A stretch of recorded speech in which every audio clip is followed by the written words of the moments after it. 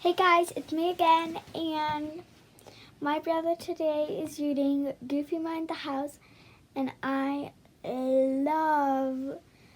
just love relaxing in a house, so yeah. Start. Goofy Minds the House. Once there was a farmer named Goofy. He lived in a little house with his wife and Junior, their son. Goofy worked in the wheat fields all day, while his wife stayed at home to mind the house. Every night when Goofy came home, he would begin to grumble. "All I do is work, work, work. I never have any fun." Every night his wife would answer, "Do you think housework is fun? I work much harder than you do." One night, Junior said, "If you want to know whose work is harder, why not change places?" Goofy and his wife looked at him. "That is a good idea," they said. The very next morning, Goofy's wife went out to work in the fields. Goofy stayed home to mind the house. As soon as his wife was gone, Goofy put on Junior's roller skates. "Housework can be fun," he said. "Just watch how I do it." Goofy grabbed a broom and began to sweep the floor. He skated from room to room, sweeping the dust ahead of him. When he was done, he piled all the dust into a corner. Junior clapped his hands. "Take a bow, Dad," he said.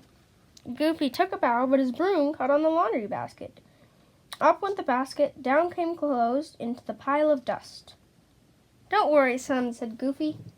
"I know just what to do." He carried the dirty clothes out to the line. "Mom always washes the clothes before she hangs them on the line," said Junior. "That's the hard way," said Goofy. "Watch how I do it." Goofy hung the clothes on a line and poured soap powder all over them. Then he turned on the hose.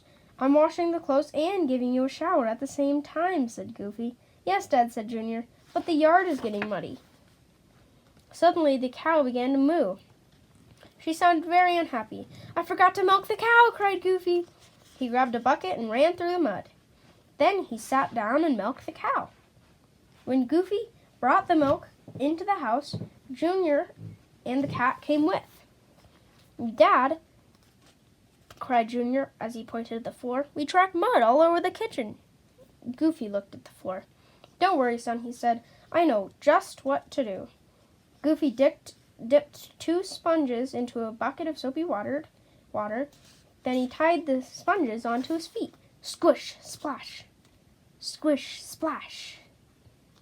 Goofy sloshed around the room, mopping up the floor. "Wasn't that easy?" asked Goofy. "The mud is gone, Dad," said Junior. "But what about all the puddles?" Goofy knew just what to do. He took out the fan and set it down on the floor. "Watch this," he said. While Goofy was plugging in the fan, the cat climbed up on the milk pail. "The cow will knock over the pail," cried Junior. "I'll soon stop that," said Goofy. He grabbed the cat and stuck it under a laundry basket. Then Goofy started the fan. The breeze would dry those puddles in no time, he said. But the breeze from the fan blew into the fireplace. And the ashes from the fireplace blew right up the chimney. Junior was looking out the window. "Dad," he shouted, "come here, quick!" Goofy started toward the window, but he did not look at where he was going. Clunk!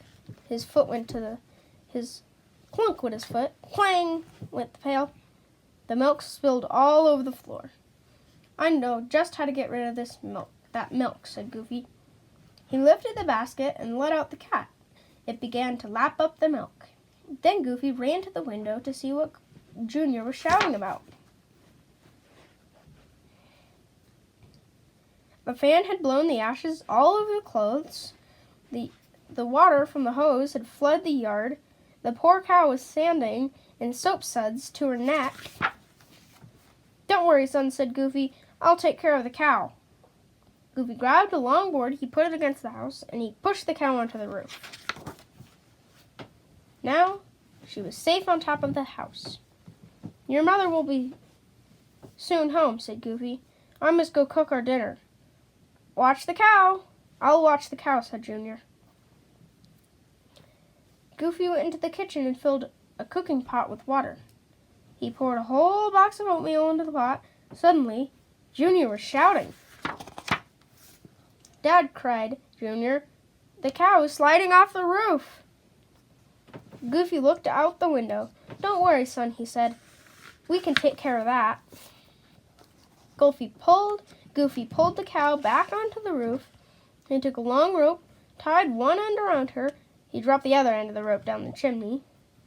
Then Goofy went inside, grabbed the rope that hung down the chimney. He tied it around his waist. "If the cow falls again," thought Goofy, "I'll know what to do." All of a sudden, the rope yanked. Goofy was right off his feet. Before he knew what was happening, he was stuck inside the chimney. The cow had fallen off the roof again. Just at that moment, Goofy's wife came home. She was not hot and tired and ready for dinner. She was hot and tired and ready for dinner. But when she looked at the mess, she could not believe her eyes. Then she saw the cow. She ran to the house, cut the rope. The cow landed safely on the ground. Goofy slid down the chimney and splashed into the cooking pot. Goofy's wife ran in the house. There was Goofy, up to his ears in cold oatmeal.